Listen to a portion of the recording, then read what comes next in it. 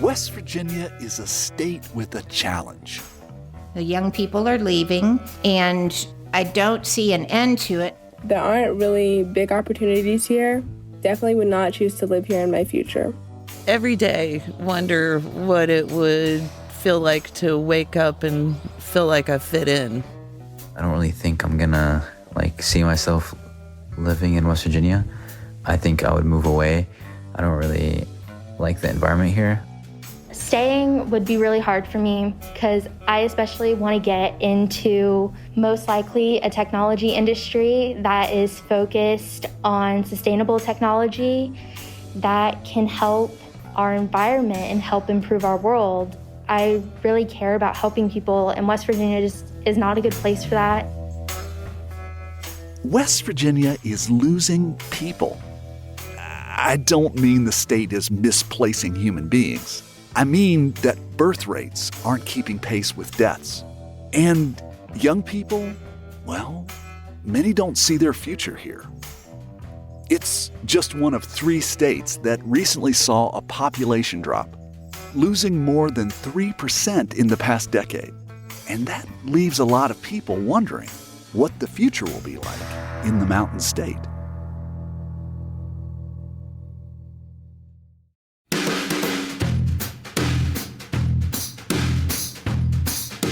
From West Virginia Public Broadcasting and PRX, this is Us and Them. We're the show that tells the stories about the things that divide us. I'm Trey Kay. Now first, let me get this out of the way. I grew up in Charleston, West Virginia. I went to George Washington High School, and then I left. Well, really, I just crossed slightly over the Ohio River and I went to college at Ohio University. But after that, I headed to New York. Lots of my immediate family still live here, but now I split my time between West Virginia and New York. Growing up, I remember feeling like the only cities that mattered were always someplace else. The TV shows I grew up with were always about cool places very far away. And I didn't see anyone on those shows talking about West Virginia as a cool place. And these folks were doing things and talking about things that I'd never heard of. Hello world, here's a song that we're singing. Come on, get happy. In fact, I remember when I was about 10 years old watching an episode of The Partridge Family. And someone was talking about eating a burrito. And I remember thinking to myself, what's a burrito? Even though my address has changed over the years, I've always felt like West Virginia was home. Maybe it's my extended family connections, or that I still am in touch with many people that I grew up with. Like me, many people have left the state, some more permanently. Between 2010 and 2018, West Virginia's population fell by almost 50,000. We have proof of how much that can cost a state. West Virginia just lost another congressional district because of that population loss. When I was born, there were 6 districts, and now with redistricting, soon there will just be 2. But there are other consequences. It matters so much because our youth are our hopes of today and our leaders of tomorrow. We are forfeiting the seed corn of our future. Losing our youth is forfeiting our future, and we have got to reverse that trend. Brad Smith is proud of his West Virginia roots. He was born in a small town where West Virginia meets Kentucky and Ohio. Smith rose through the corporate world and spent more than a decade as the CEO of the software giant Intuit. He's convinced what he calls his West Virginia twang helped him stand out. And I can honestly say it became a differentiator in every place I lived and every industry I was in. People would say, who is that person? And it was that exotic background from West Virginia that broke me out of the crowd. Smith has stepped down from Intuit's CEO position, but remains executive chairman of the company. And now he's working to inspire the next generation of leaders. Smith has several initiatives. including one to bring remote workers to West Virginia and encourage young people to stay. He wants to make his home state the startup state. And we'll hear more about that a little later in the show. But I wanted to understand why there's a population decline in West Virginia. So I spoke with Sean O'Leary. He's senior policy analyst at the West Virginia Center on Budget and Policy. A lot of states saw decreasing populations in 2020, but West Virginia still has the highest percentage of population loss. There's two factors. One, we have a net loss in migration, which a lot of states have. O'Leary says the second reason is about age. West Virginia's average age is older than most states. We have a lower birth rate than other states. And when you look at the states that are growing, like the state that grew the most over that time period was Utah. And Utah has a very, very high birth rate. It was birth rates driving their population growth.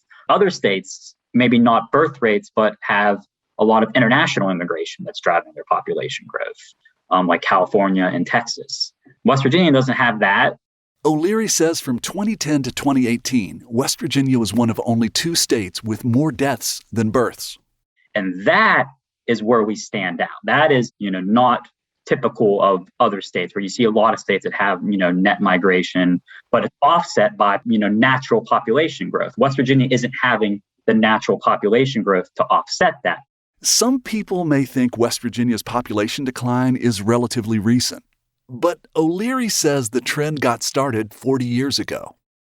In the 80s, when the coal industry was really hit and manufacturing was really hit, and we lost thousands and thousands and thousands of jobs. And if you think, if those people all left, once the coal mines closed, once the factories closed, if they left 30 years later, there's no prime age adult. So I think that might explain that natural decline in population where we sort of removed a generation that would have been the ones having babies right now and buying homes and doing all that. O'Leary also says the state's declining population stems in part from the state's low education levels. Well, we're not doing anything to help that right now. We're actively making it worse, most likely, both what we have done and what we are planning to do. O'Leary says instead of putting money towards schools and scholarships, which would draw people into West Virginia from nearby states, lawmakers are doing the opposite. We have the lowest level of college graduates in our workforce, and we've cut higher education every single year. We have the Promise Scholarship, and its value has gone down every year because these budget cuts keep leading to tuition hikes. So we're just moving in the wrong direction, but at the same time, we know what direction we should be moving in because we can so clearly see where these issues are. O'Leary says recent legislative action and priorities send a message. One bill makes it illegal to remove Confederate monuments. Another bans transgender athletes from girls' and women's sports teams. That's something that, that's a value that you have, or that's something that you care about. This is the message we're sending to you. The Judiciary Committee has 4 or 5 different gun bills, affirming the Second Amendment, repealing restrictions, making it easier to get a concealed carry permit, all of these things. The only real message we are sending out this legislative session is that, we're going to get rid of our income tax. The income tax proposal is a hot topic lately. Some lawmakers say that lowering the state's income tax to 2% will encourage young people to stay. There is not one young person I've ever talked to who has mentioned moving somewhere because there's no income tax. Not one. That is not what's on their mind. That's Terrell Ellis. She's a consultant who works on community and economic development projects. She has 4 daughters who love West Virginia, but they do have some concerns. They just tell me that West Virginia seems to be behind all the time in trends. Something that I think is pretty troubling, that my children find troubling, is almost a cultural divide between the way they think and the way a lot of the policymakers think here in West Virginia. Our state laws regarding female reproductive rights. That's a big turnoff to young women, a big turnoff. There have been efforts to try to improve legislation around inclusivity, gay, lesbian, transgender rights, and our legislature has repeatedly rebuffed those and gone in the opposite direction. And I think there's even attempts now to try to restrict some of the voting activity that went on, where we had opened up voting a little bit over the time during the pandemic. Now we want to restrict that more. Ellis thinks many young people want a place that's more progressive than West Virginia. I have heard that certain corporations, they're watching what's happening at the legislature, and they are concerned about the message that we're sending as a state about how we value people and people's individual rights, because corporations have become far more enlightened, apparently, than our state governments have become, and these are things that their shareholders care about and their customers care about.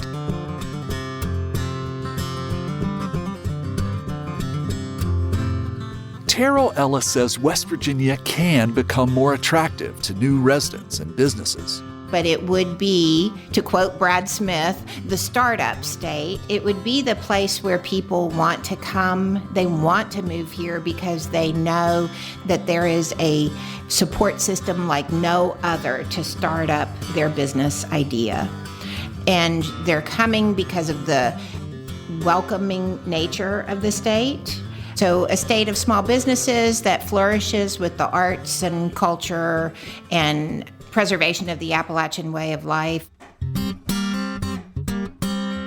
Governor Jim Justice wants to stop the state's population laws with that proposal to lower the personal income tax. But that would mean cuts to the things that are important to the very people West Virginians want to attract. I mean, we want young people to move here, stay, and start families. So, of course, education is on their minds.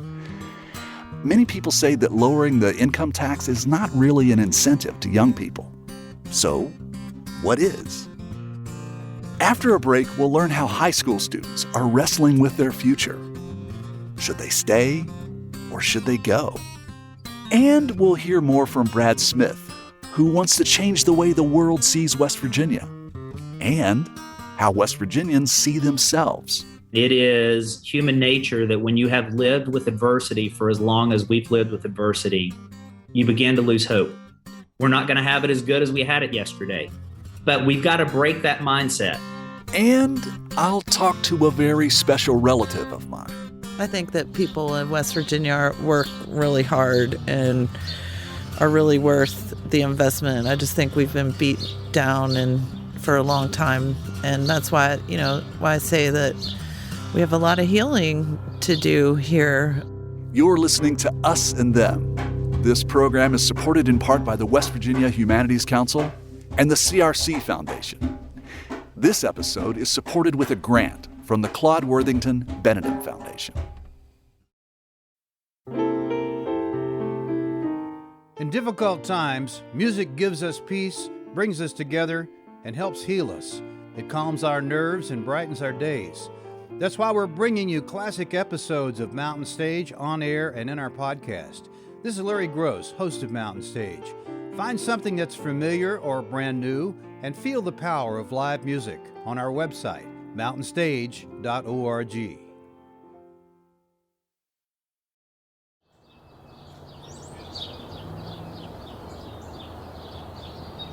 Hey, it's Trey, and this is Us and Them from West Virginia Public Broadcasting and PRX.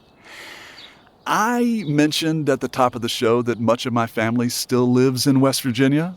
That includes my mother and siblings. My name is Stacy Kay.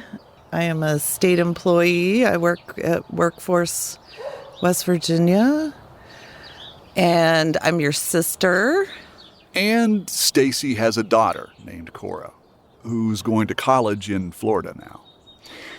My niece has always wanted to study the ocean, which, to be fair, is a little hard to do in a landlocked state like West Virginia. But Cora's decision to leave home and stay away goes a lot deeper.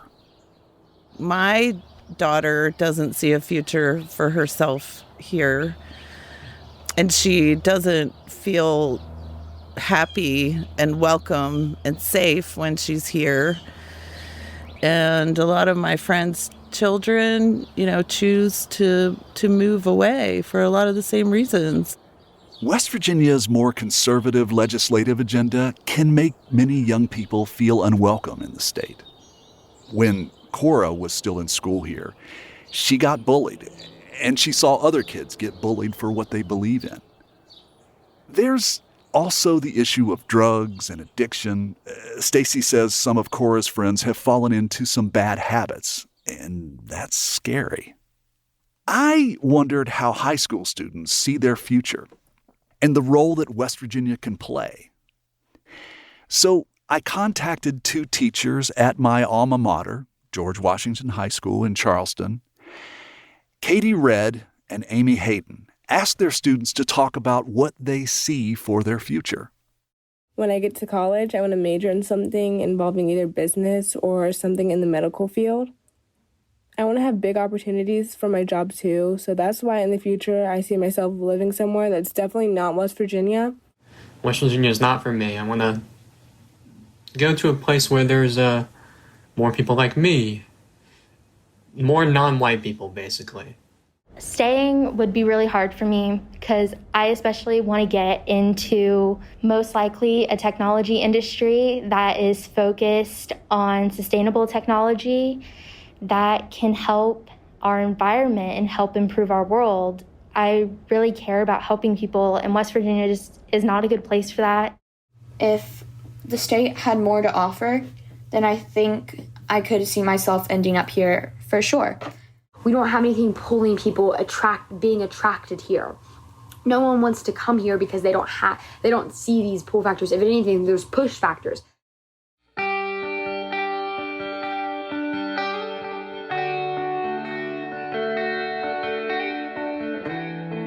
Most students have surprisingly similar views.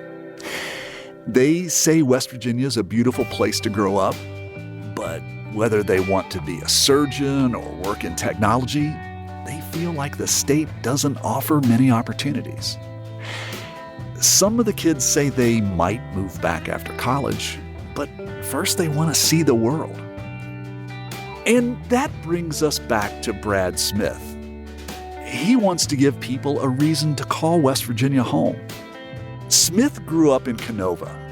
He says the town has 3,000 people if you round up. He's lived in 10 different states and right now shares his time between California, West Virginia, and North Carolina. Smith moved up through corporate leadership positions, most recently as CEO of Intuit, the software giant. Smith says there was a time when he wanted to travel and see the world too. It's just that intellectual curiosity and that desire to go see things we've never experienced before. But then what happens when you leave is you start to realize that things that surrounded you were amazing, things that perhaps you didn't really fully appreciate or you took for granted. And so one of the things that I truly realized very quickly is when I moved outside of West Virginia, the first things people would ask you is, well, what do you do for a living? But back in West Virginia, they wanted to know, well, who's your family? Are you a Wayne County Smith or a Cabell County Smith? And I've come to appreciate over time that it's more about who you are as a person and less about what you do for a living that matters. And West Virginia seems to get that right. Smith says there's a point early in his career that he's never forgotten. A moment that reminded him who he was. And I had an employer who, with good intentions, decided to send me to New York to a Communispine course to teach me professional presentation skills. But during that time, they also got me a vocal coach to get rid of my West Virginia accent. Yes. And my supervisor very kind-heartedly said, I just want to let you know, I'm afraid it makes you come across less sophisticated and potentially less educated. So we're going to help you get more of a Midwestern accent. And obviously you can see it failed. And so 2 weeks afterwards, I came back and I felt very self-conscious because I still had this accent. I could see that I hadn't lived up to what he hoped would have happened. But about 6 months into that process, as I was making public presentations, people began to come up and say, who was that young man with that twang, that Southern drawl? And I realized it wasn't a bug, it was a feature. And from that day forward, I didn't try to get rid of it. I embraced it. And I can honestly say it became a differentiator in every place I lived and every industry I was in. People would say, who is that person? And it was that exotic background from West Virginia that broke me out of the crowd. After a semester at the United States Military Academy at West Point in New York, Smith returned to West Virginia and finished his degree at Marshall University. He often mentions his Mountain State roots while working in Silicon Valley around lots of people with Ivy League degrees. A person once asked him how his education compared, and the reply was classic Brad Smith. There's only two things that make our educations different. One is yours cost $150,000 more than mine, and the second is our football teams were better. And I decided at that moment I was not going to be a victim anymore about where I was from. I was going to embrace and be proud of and point out the things that made us a strong people. And that's the way I've played it since. Smith has a lot of pride being from West Virginia. I mean, you can feel it in everything he says. But I told him a lot of West Virginia high school students that we talked with are not all that proud. And that's something Brad Smith hopes to turn around. When I was younger, I was on the search for the Holy Grail. The secret of the Holy Grail was that which you seek cannot be found, it must be made. The land and the king are one. In other words, whatever comes from you is what the world around you will be. And so you don't need to go on this journey to try to find it. It's actually inside of you. You've got to create that. And I wished I had known that at 22. Because now in my 50s, I'm coming back and saying, how do we create that opportunity for this generation of West Virginians to stay in the state and create the magic that they seek? Because there is no better place to do it than the fertile grounds in the mountains of West Virginia.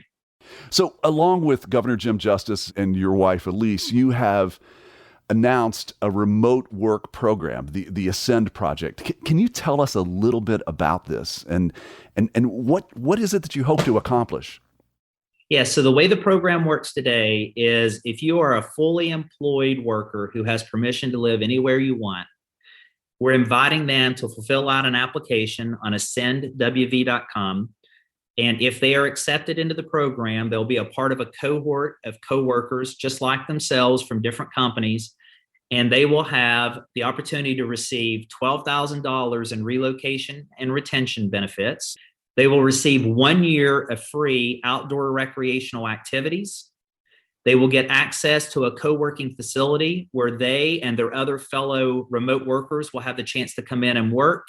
And they'll form friendships and partnerships with these individuals where they'll also get free rental gear. So they can actually take a bike or they can go out and kayak or anything they want to do. So they'll start to explore the state, form these friendships. And then ultimately, as a part of that effort, all of that is encompassed in this relocation program that we're calling Ascend West Virginia. Smith and his team researched similar programs in Vermont and Oklahoma. They found that a co-working space was critical to success. It's a way to connect new West Virginians to their community, and it helps them make friends more easily. One of the things that we've been reporting on this program is that one of the reasons that they might be wary to come there is because the state is not great with regard to its infrastructure for connectivity, internet. What's your thoughts on that? So what we brought to the table with our foundation is we said we will fund this program for the next 5 to 7 years to attract people to the state and pay for their relocation and to pay for the co-working facilities. And the state came in and said, and then we will make sure the infrastructure is in place. We will work on the housing. We will work on the broadband. We'll make sure that we have all those things in place that enable these people to come in and have the life they want. And it's a combination of a public-private partnership that will take a few years. But I can say that unequivocally, one of the highest priorities we have right now is we have got to get broadband connectivity to every house and holler in the state. And we cannot declare success when we have it in 4 or 5 of our major cities or towns. It needs to be every house and holler. And that is what they are working on diligently. And it's going to be a mosaic of solutions. It's not going to be one thing like fiber in the ground or Elon Musk and Starlink. It's going to be a combination of things because our topography is challenging. But if we can seize that moment and seize this opportunity to attack that, That helps fix telemedicine, distance learning, entrepreneurial startups, remote work. The list goes on and on and on and on.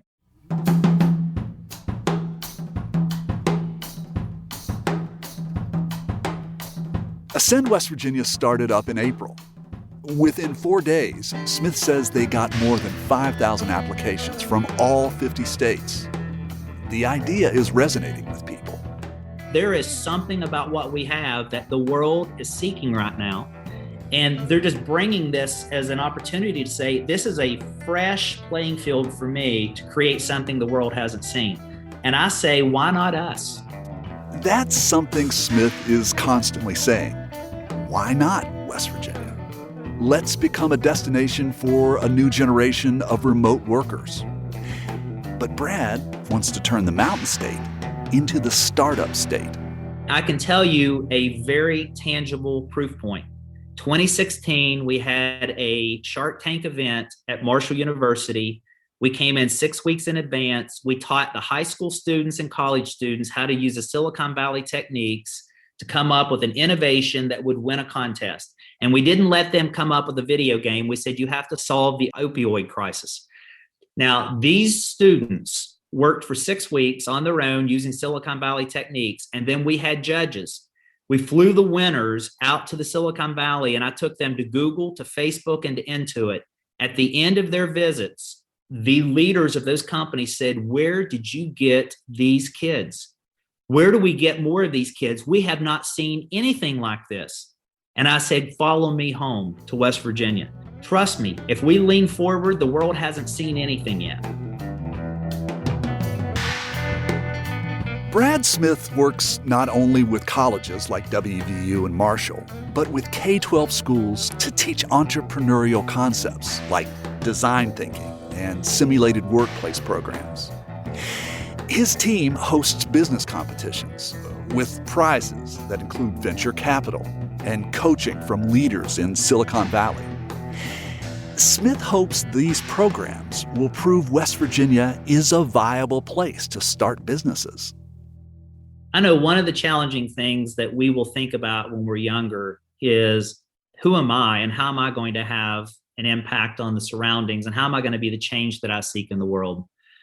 And I often say, when people say, I can't start a business because I don't have a good idea, we laugh because we say, actually, no entrepreneur you talk to ever started out with an idea. They fell in love with the problem. What is the issue that most bothers you in your community? And how can you learn more about it and research? And then how can you find others who may be trying to solve that? And then how do you make yourself a part of the coalition of the willing to lean in and say, what can we do together to solve this problem? I think you'll be surprised to find how many like-minded people are seeing the same problem you are, and they're willing to roll up their sleeves and come up with a whole new solution. That's how we become the startup state. That's how we create the change we seek in the world. And that's how you as a student can be a part of the next chapter.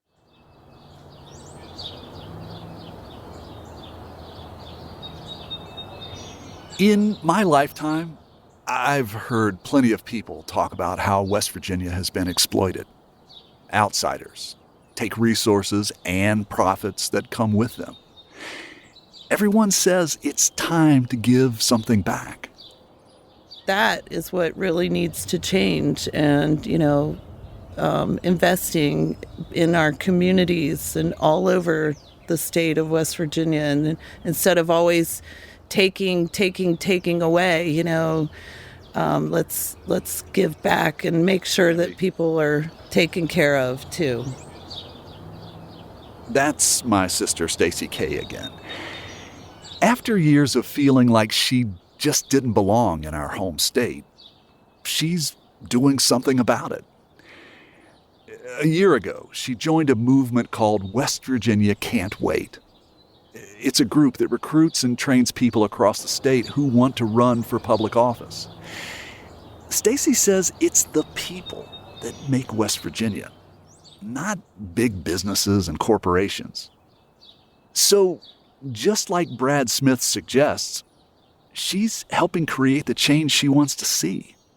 West Virginia Can't Wait has given me more hope than I've ever felt since I've been able to vote in West Virginia. And I've always kind of been on the fringes, and I've checked out the Green Party and the Mountain Party and stuff. But this, it does feel like a chance to wake up in a West Virginia where I feel like I fit in, and where Cora might feel, I think it's worth fighting for, because then, maybe Cora would feel that way too, or other people who have moved away. Stacy shows me a photo of a little poster from the organization. It says, "I can't wait," and then there's a blank for people to fill in their own thoughts. I wrote, "I can't wait for West Virginia to be a place where young people want to live."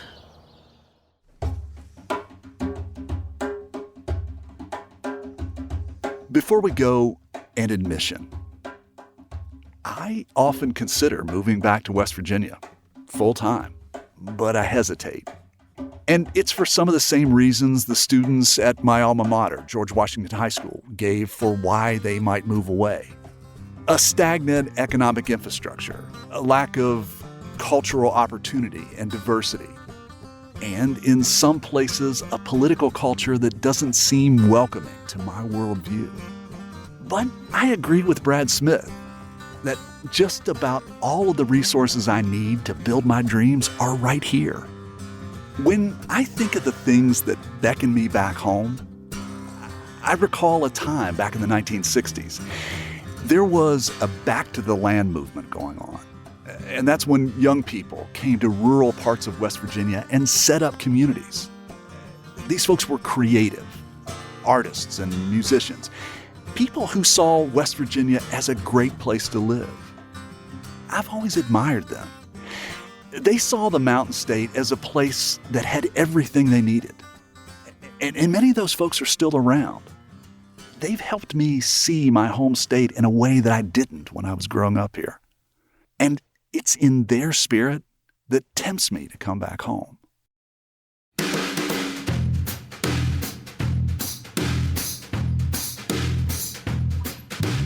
You've been listening to Us and Them. Our team for this show is me, Trey Kay, Samantha Gatzik, and Kate Smith. Special thanks to Katie Redd and Amy Hayden and the students of George Washington High School for sharing their thoughts with us about their future. If you're interested in the Remote Workers Relocation Program that Brad Smith talked about, it's called Ascend West Virginia, and you can find out more about it at ascendwv.com. Michael Lipton and Tristam Lozow wrote and performed the Us and Them show music.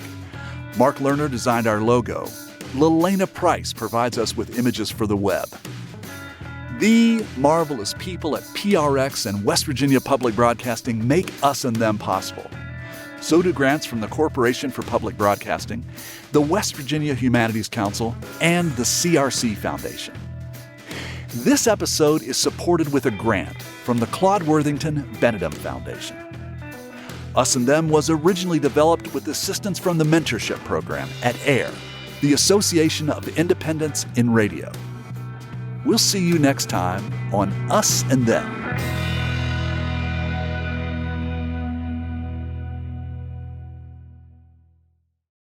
Support for this podcast comes from the Corporation for Public Broadcasting. From PRX.